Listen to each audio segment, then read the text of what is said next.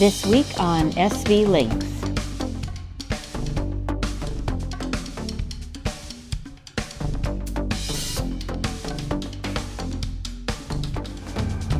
Welcome to this week's SV Lynx video. This week we're going to be trying to work on expanding the boxed bridge deck out wider in the salon and in the cockpit, and also try to get some of the sole in as well.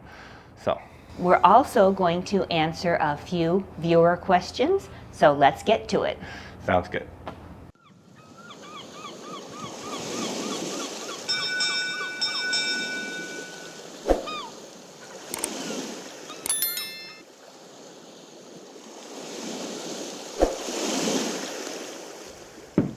Before we can seal up this extension on the boxed bridge deck area here, we have to put conduits through, because we got to be able to run power here through these, and we got to get these drilled now before we do any further work on this. And then we've got to seal these holes as well. And we have to, a couple of conundrums. One is that we have to fit under here, so this is the only space we have. But over here, we have to not cut through this reinforcement white you see here. So we had to go under that too. So there is a spot that both gets underneath of this and underneath of that up there. So we're good to go there. So now we just got to drill a bunch of these. Get them in the right spot.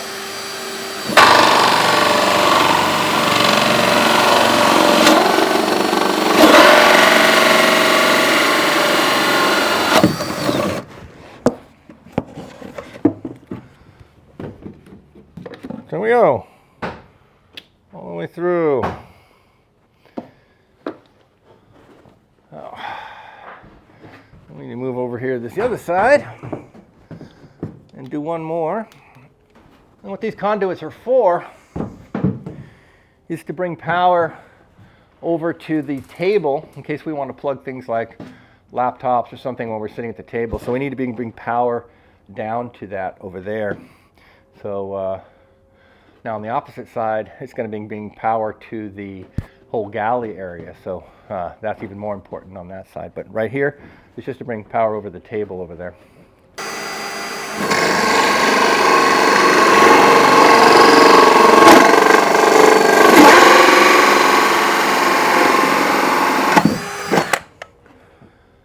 There we go. Now we got a free run down all the way up there.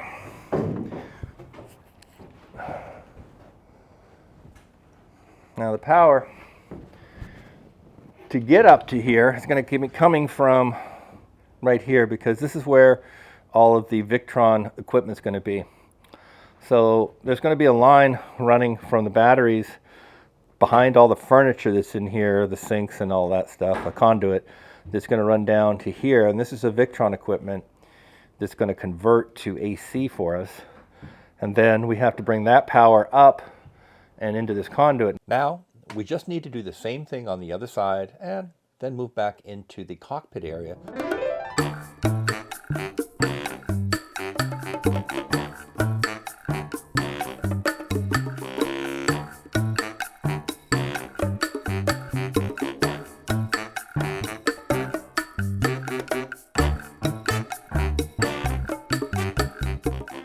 So now we're going to do the same thing in the cockpit area here.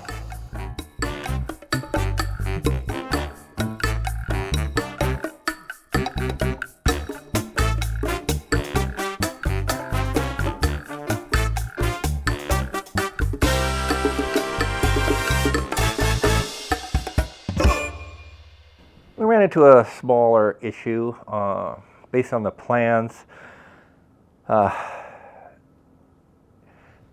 The escape hatch was supposed to sit higher up here, but they didn't take into account this wing that comes down from the carbon fiber mast.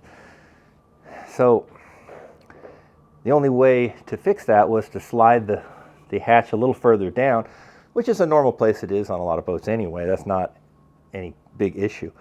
The only issue is we have to cut into this wing at the bottom here a little bit. we're going to cut into it at least we can, but we do have to cut in a little bit there. And so I was a little concerned that, you know, I was taking away some strength from the part where the pressure of the mass is pressing down right here.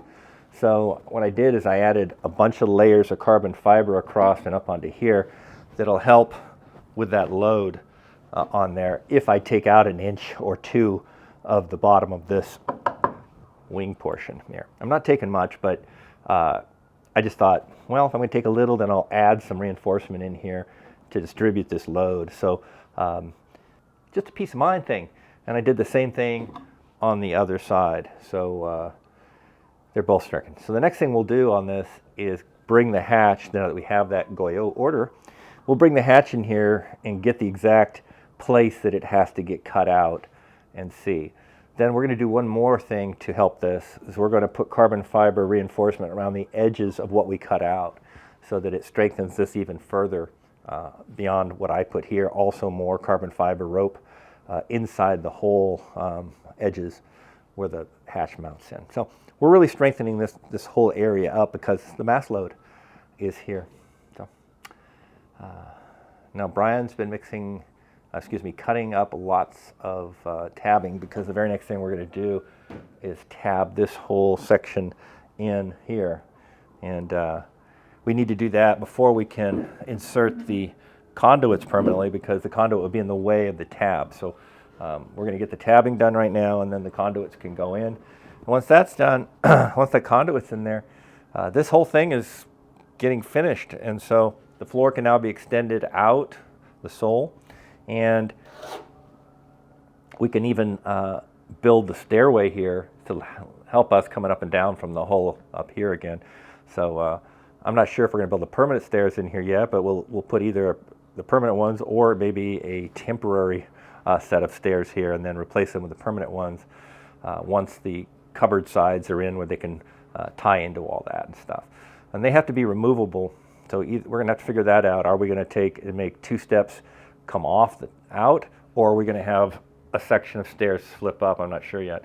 When the hatch was up here, we were going to have it flip up, but now that it's down lower there, I'm not quite sure we're going to do that. We might have two removable steps that come out if you need to get to the escape hatch. So that's what's going on today. We'll show you a little bit more of when we start tabbing this stuff in. As you can tell from all of the tab pieces hanging on the hull over there, we're going to town today on tabbing. And so we've already done the inside of this bridge deck extension all the way down on the starboard side. Just finished putting the peel ply on that.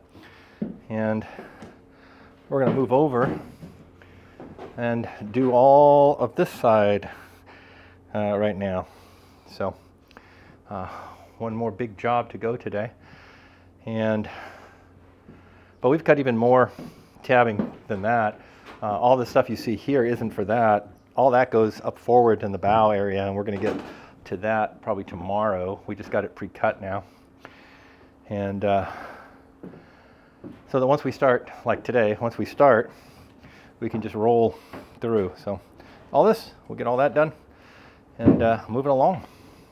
The first thing we have to do to get this done, of course, is clean it up, because there's still some dust in here from when we drilled the hole. So I'm going to vacuum that all up and then clean it all up with alcohol. We've already sanded it, so we're good there.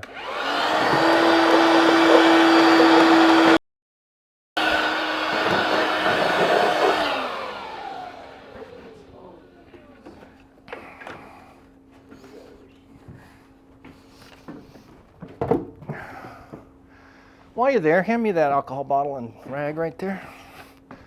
So while I'm cleaning up all this surfaces with alcohol so that we can get ready to start tabbing here, I thought I'd go over a comment that one of our posters wrote, which he mentioned that since I'm an author, and in case you didn't know that, I am an author of fantasy and science fiction novels. I've written about 23 right now, and I'm still working on a new series.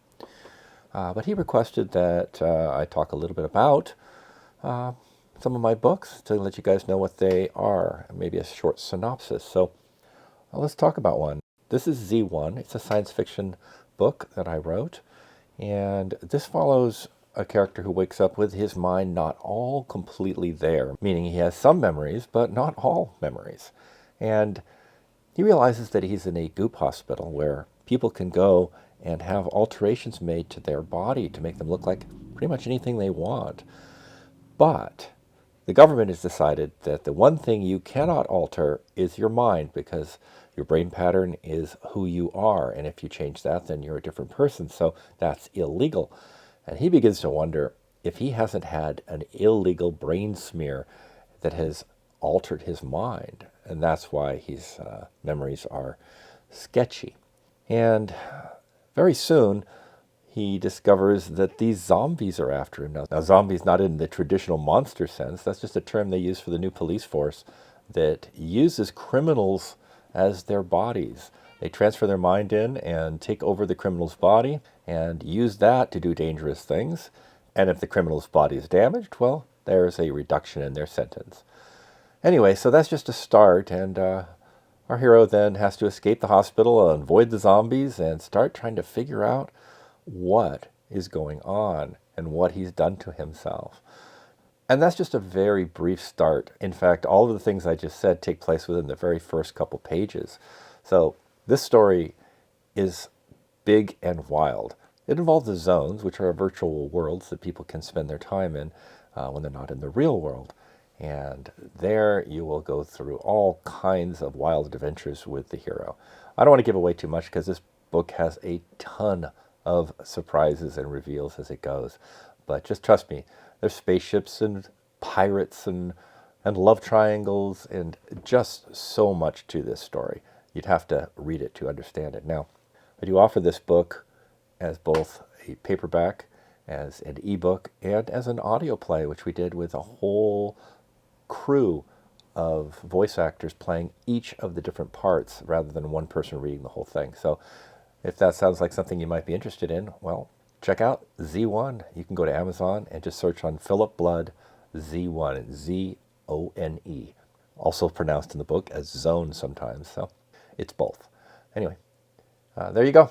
And now back to bow work.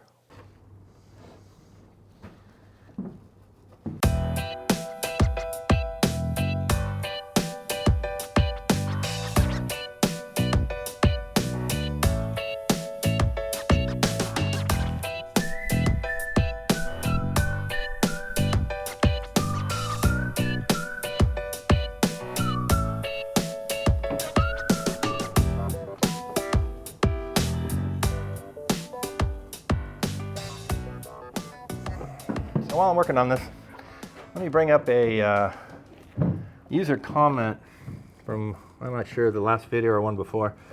It wasn't so much of a comment as a question, a very valid question, which was, what holds the bridge deck up? What keeps this big monstrous thing up here? Well, first of all, it gets glued in and tabbed in itself. But all these kinds of structures that we're putting on keep working together.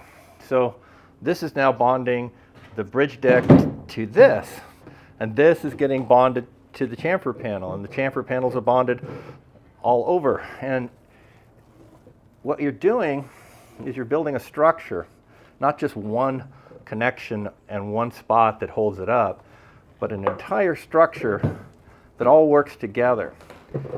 And you know, at first, when we first put the bridge deck up, we put braces underneath to hold it up because it only had a little bit of its structure holding it up at that point. But now it's got so much of the structure that we don't need those braces anymore, so we've removed them.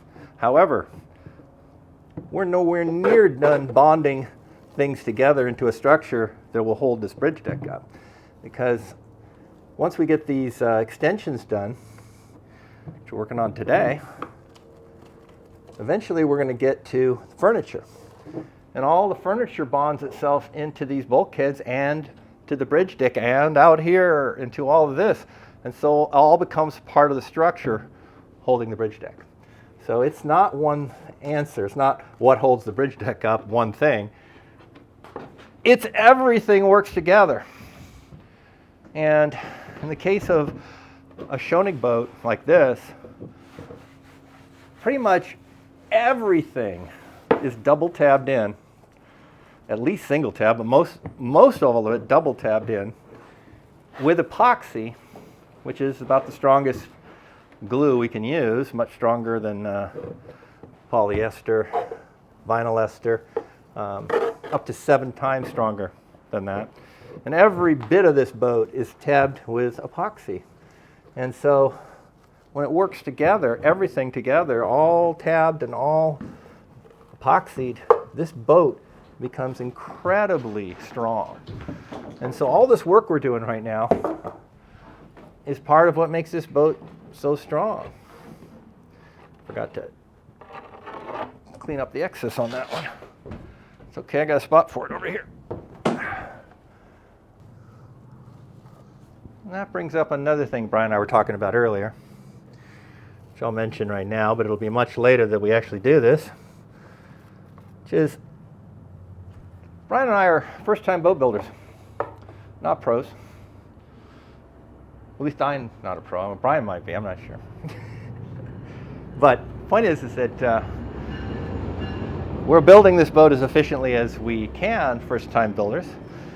And the question is how much epoxy are we using? Are we using too much? And so this boat is supposed to weigh just under 27,000 pounds dry weight. And the question I'm going to put to all of you eventually is, later we're going to have a little poll where we have people guess at how much it's going to weigh, because we're going to pick it up with a crane, so they'll be able to tell us what the dry weight is once we get to that point. And so for our patrons, whoever guesses closest to the actual weight of the boat, taking into account it's supposed to weigh around 27,000 pounds, and we're amateurs, so builders, so we might not be that efficient. We might get a little extra epoxy in, it might be a little bit heavier. So everybody will take their stab at the exact weight, and from our patrons, whoever gets closest, we're going to give them a week on the boat once we get sailing. Get that peel fly, let me do a little metal rolling here.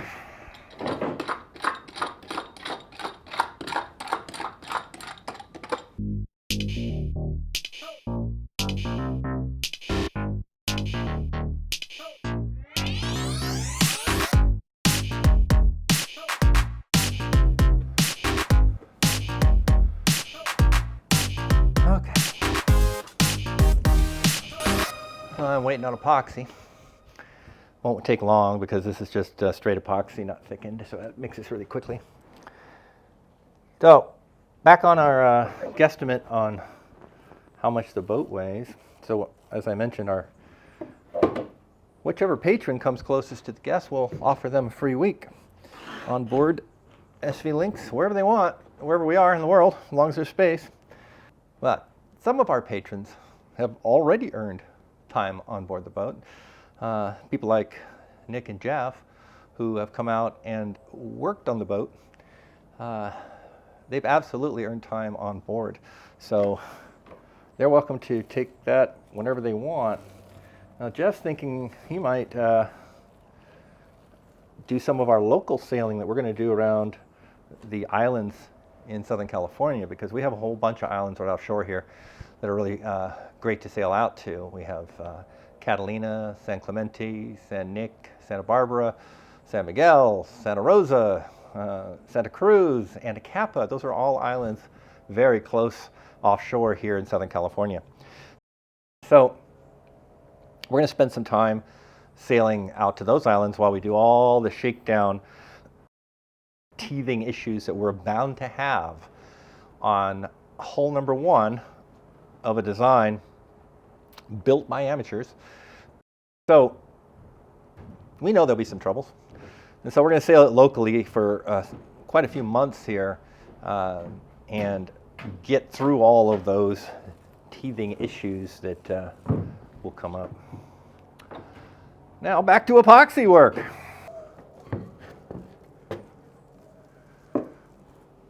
One thing we're absolutely sure about when it comes to our test sailing and teething issues is the boat's not going to fall apart. And the reason I say that is I know how much epoxy and tabbing we're doing to this thing, and oh my God, is this boat glued together. It's never coming apart. So that we have full confidence in the boat.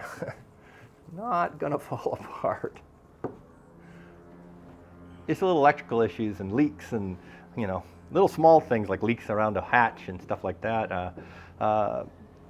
Getting the hybrid system worked out in case it has any small issues that we need to deal with. That kind of stuff. And stuff that we can't even anticipate. But the boat's not gonna fall apart. That's for sure. Now let me talk about the problem with a catamaran. What? Problems with a catamaran? Isn't that what, did you choose to build that? Yeah, but it has one major downside. It was a lot of work doing this whole bit on the starboard side. And now we had to repeat it again on the port side because it's a catamaran. It has 2 holes. So we end up doing a lot of things twice. And that's just a little annoying. On the flip side, later, one of the nice things about a catamaran is redundant systems where you have 2 props, 2 rudders. In our case, 2 water makers. If we have our way, 2 autopilots, 2 throttle helm positions. Not the full helm, but the throttles on both sides of the boat. 2 dagger boards. So just a lot of redundant systems, and that's nice. We like backups. That's why we like our hybrid system, because our primary propulsion, of course, is sailing, our sails. But we also have a diesel boat, so we can also motor on our diesel. But we're also an electric boat, so we can motor off our electric motors. So we have 3 forms of propulsion to get us somewhere. I like that redundancy. And all 3 will work when the other 2 don't. So that's all good. Following day, with the tabbing complete on both the starboard and port side of these bridge deck extensions, it was time to insert our conduits.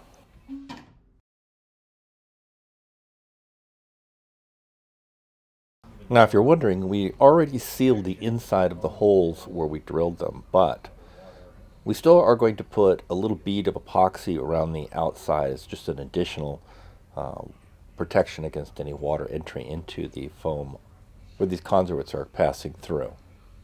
I know that looks messy, but we cleaned it all up once we got the epoxy applied. What did I say?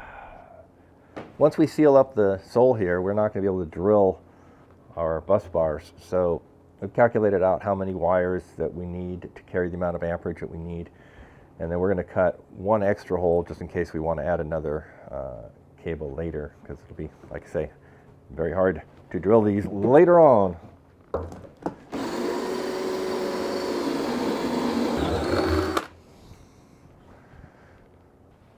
Okay, so we got these holes all drilled in here, and we've cleaned up the top and polished them, so those are ready to go. We'll polish them one more time, of course, before we put the cables on, and then we'll put some compound on there that'll keep them from oxidizing underneath of there. But for now, they're ready to go, and that means we can put this floor on top of here now.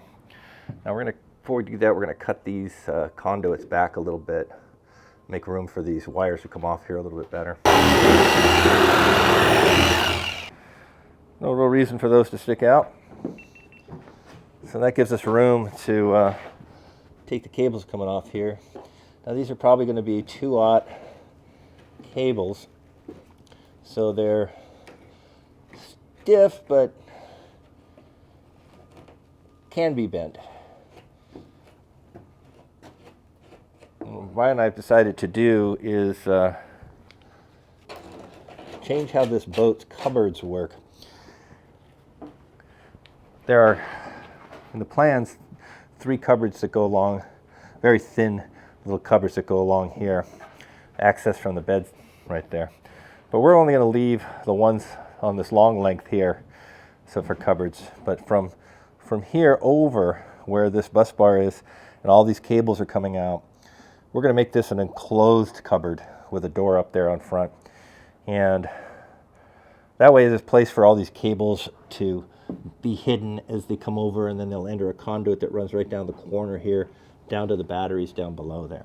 So by not making this a cupboard for clothes and stuff right here,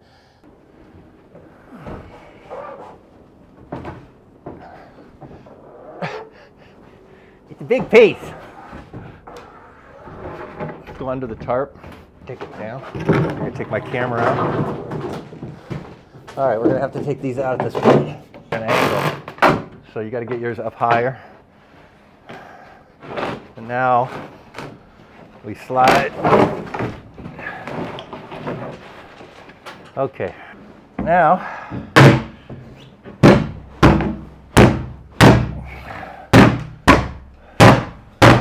got a bleed for your boat. Okay. We're an inch off right now. We've made the command decision to make this 2 pieces because it's almost there, but not quite. Now I'm going to cut this across, and this will be its own piece.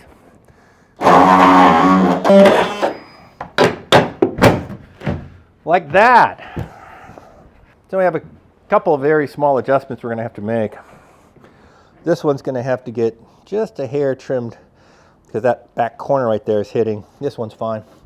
So a little tiny trim right there to get this one to drop down.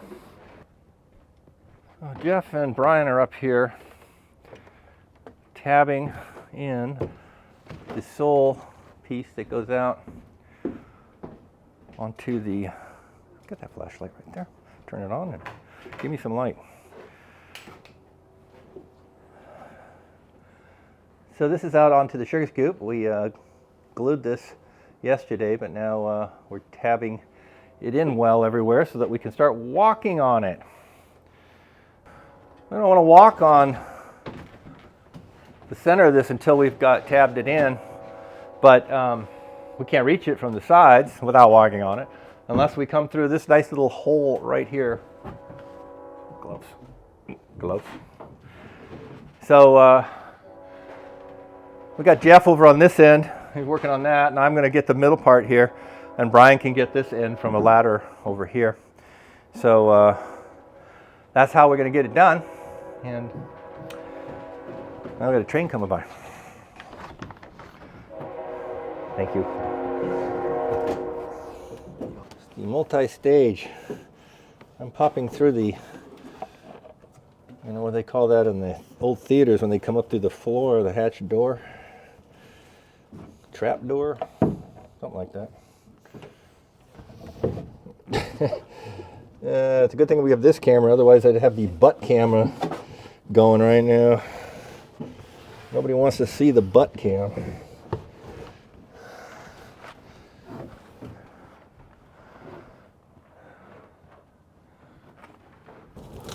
Are you doing on epoxy? I'm going to be fine. We're going to make it.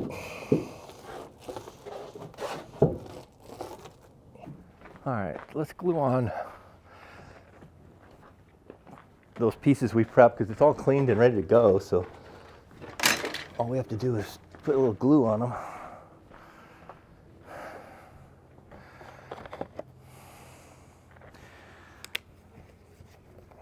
And that, after that, we'll probably start prepping for rain everywhere. That'll take a while. Well, it's the end of the day on this week, end of Saturday. And sorry about how dark it is, but we've got tarps over the entire boat. That's why it's dark in here. Because we're going to get a little bit of rain in about 2 hours. And it also rained on Monday, just a short burst. And what happened was our rain catchment system works great.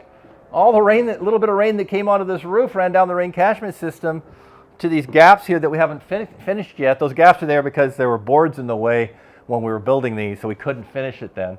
And we can't finish it now because this is in the way. But as soon as we get this roof in its correct position, we'll finish these. But until then, all the water from the rain comes and drains out right here. And it fell down there, went into the bilge, and we collected about 40 gallons on either side in just a short little rain. So that's a lot of surface area on this roof.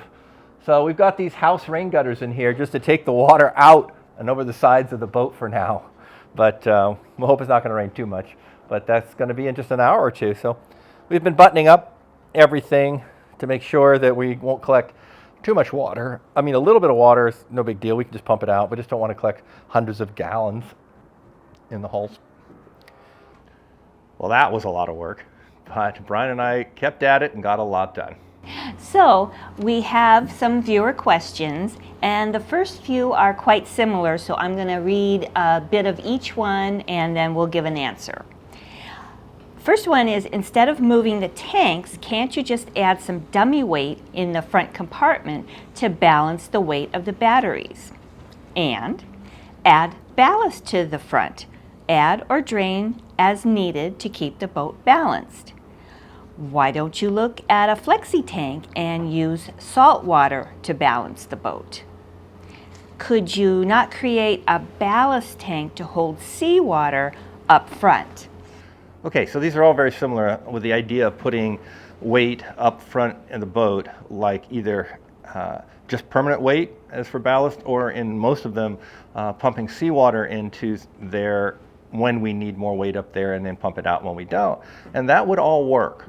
The problem is it would work great for example, a submarine or maybe a larger boat, motorboat or something like that with a big displacement hull and stuff. But catamarans have to stay light. And we don't want to add additional weight to the boat. We just want to shift weight, if we can, to balance this. Now, we are going to make water to add ballast, just like you're talking about. We're going to do it with fresh water, though. And the reason for that is that as we use up some diesel and we make some fresh water, we get two uses out of that. It makes the weight up there, but we're not adding more weight because we're only adding what we lost in diesel. And the other thing is that once we make that water, it's not just water weight, it's also drinking water. So if we really need it in emergency, we have more drinking water. So we prefer that over the saltwater idea. And the final bit of that is that to add any kind of ballast tanks and bladders or anything like that is all more complex, more complexity. The fact is we already have water tanks. We already have water makers. The only thing we need to do to make that system work different is just raise the top of the tank a little higher so we have some additional water capacity. And that doesn't cost us any work at all since we haven't built the water tank yet, and we'll just make that top of the tank a little higher when we make it. So it's less complex, less work for us, and we get to use the water, and it works this way. So that's why, for all those questions, that's why we're doing that. So let's take a look at another viewer question. Another similar question we have is, as a counterbalance to the weight, could you not carry extra anchor chain and maybe a heavier anchor? Well, that would add more weight to the boat, and we just don't want to do that. Right. That anchor being up here in the bow would just be more weight than we want to carry. Yeah, and it's additional weight. It's not moving weight around, so that's permanently adding weight to the boat. Our load carrying capacity on this boat is at near maximum already. Since we're going around the world, we have so much stuff that we have to take with us that very close to the load carrying capacity. So we can't just add weight anywhere we want. We can only move weight around without increasing the amount of weight on the boat. But thank you all for those comments and such. I really appreciate it. We read all of them, and there were more questions about saltwater ballast tanks and stuff. We just read a few of them, but there were lots of suggestions and stuff on there. And again, do appreciate it. Thank you. So as you can see, we got the bridge deck expanded out in both the cockpit and in the salon area. And we got the conduits run through both sides that will take the AC power through the boat. And we got the sole in to access the port sugar scoop. So lots of work got done, and next week we're going to go and concentrate on the bow of the boat, because there's just a whole bunch of stuff up there we've got to get done to get the decks glued on. And we want to get those decks on so that we can put in the side panels to hold up the top of the roof and lower this whole roof down to its proper position and glassed onto it. So that's next week, and we will see you there for that. But for this week, thank you for joining us. We do appreciate you spending time with us, and thanks to our patrons who support our project and really help us out. Yes, thank you all.